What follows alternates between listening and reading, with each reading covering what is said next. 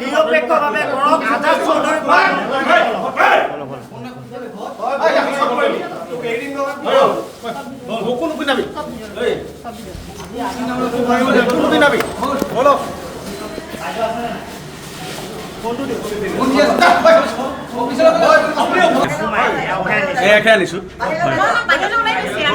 बोलो बाहर बाहर बोलो बाहर बोलो बाहर बोलो बाहर बोलो बोलो बाहर बाहर बोलो बोलो बोलो बोलो बोलो बाहर जाओ बोलो बोलो बोलो गुंडामी भंडामी नचलिব ইয়াত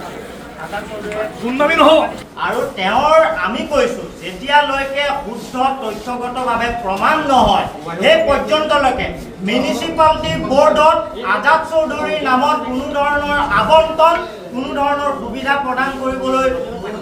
নালাগে বুলি আমি কোৱাৰ পাছতো অনুৰোধ পত্ৰ জনোৱাৰ পাছতো আজি একান্তই দুখৰ বিষয় যে আজি পৌৰসভাৰ সংযম হ'বলৈ শিকা সংযম হ'বলৈ শিকা মই কি কৰিছো জানা নাই আজাদ তুমি সময় নষ্ট নকৰিবা ওলাই দিয়া আজাদক বাহিৰত যাব হেৰি জিতু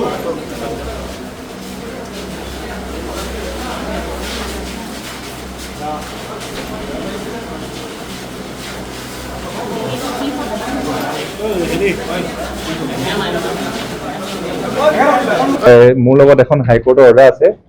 অৰ্ডাৰ মানে আমি যেতিয়া তেখেতক কাম আবণ্টন নিদিবৰ কাৰণে তেখেতৰ কণ্ট্ৰেক্টৰ লাইচেন্সটো কেঞ্চেল কৰিছিলোঁ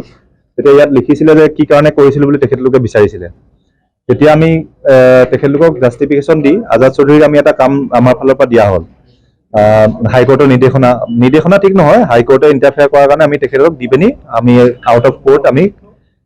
বস্তুটো মানে আমি যিটো নিয়মত হয় সেইটো কৰিবলৈ টেণ্ডাৰ কিন্তু এতিয়া কথা হ'ল এতিয়া আমি বাইদেউৰ লগত আমি আলোচনা কৰিছোঁ আমাৰ বৰ্ডৰ লগত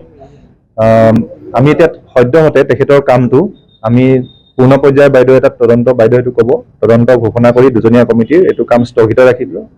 আৰু যেতিয়ালৈকে তদন্ত সম্পূৰ্ণ নহয় তেখেতৰ কামটো আমি স্থগিত ৰাখিম এইটো দুজনীয়া কমিটিয়ে কেনেকৈ কাম পালে বা তেওঁৰ কণ্ট্ৰেক্টৰ লাইচেন্স ক'ত ক'ত আছে সেইবোৰ সকলো চালি জাৰি চোৱাৰ পিছতে তেখেতক পুনৰ কাম আবণ্টন দিয়ে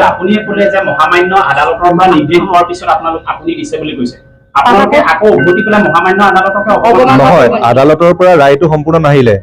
আদালতে এইটো কৈছিলে যে নটিচখন আমি যেতিয়া দিছিলোঁ তেখেতক সেই নটিচখনৰ কি ভিত্তি আছে বুলি আদালতে আমাক বিচাৰিছিলে কিন্তু কেছটো কি হ'ল আদালতৰ বাহিৰতে কেছটো সমাধান হ'ল আজাদ চৌধুৰীয়ে লিখা দিছিলে যে মই কেছটো উঠাই ল'ম বুলি কোৱাৰ কাৰণে তেখেতক আমি আমাৰ যিটো এটা নিয়ম মতে আমি তেখেতক কাম এটা দিয়া হৈ গ'ল কিন্তু এতিয়া যিহেতু অভিযোগ উঠিছে যে তেখেতে কামটো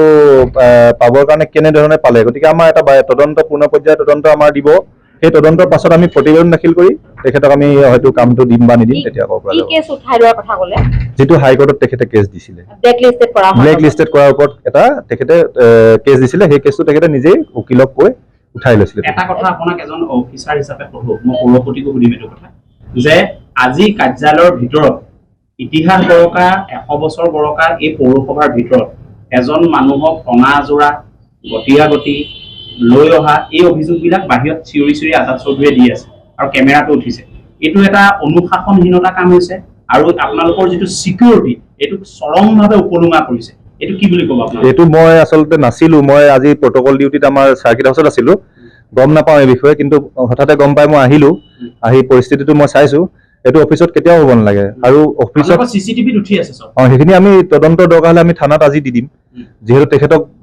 যদি কোনোবাই বেয়া ব্যৱহাৰ কৰিছে সেইটোও চাব লাগিব বা তেখেতে অফিচত আহি কিয় ঘূৰি ফুৰে য'ত ত'ত পাৰ্মিশ্যন লৈ সোমাব লাগে অফিচত আজাদ চৌধুৰীৰ ভুল নাই নে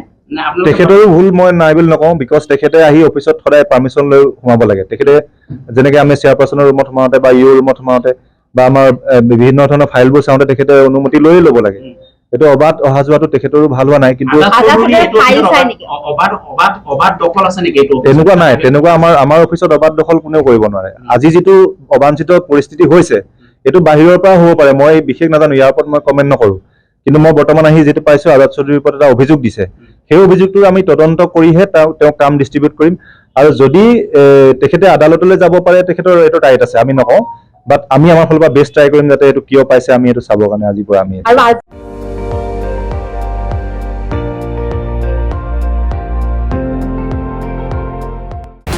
আপুনি চাই আছে ND24 সৰ্বশ্ৰেষ্ঠ নহয় সৰ্বোত্তমৰ দৌৰ